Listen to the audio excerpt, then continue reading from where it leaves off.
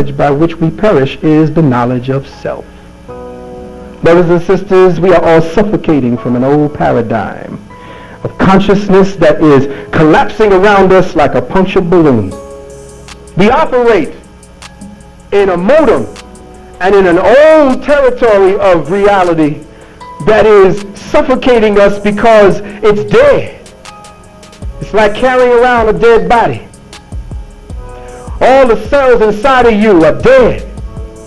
You don't have the equation for resurrection, for rehabilitation, getting the temple ready so that it may be able to make that next quantum leap into that fourth and fifth dimensional plane.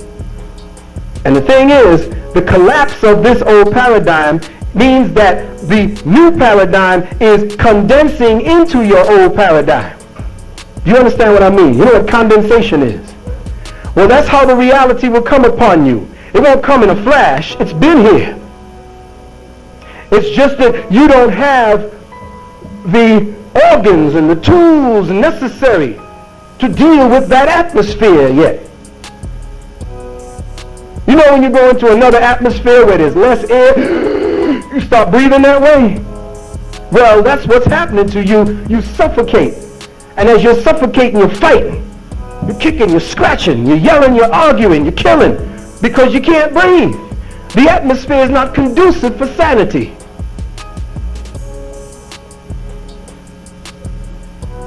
That's because the spirit is condensing into this plane and it's dying. This particular level of consciousness is dying now.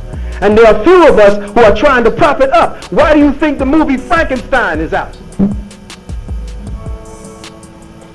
It's to get you to start rehashing all the little limbs and organs of the old paradigm to prop up a zombie so that you may continue to worship this way, to act this way, to be that way.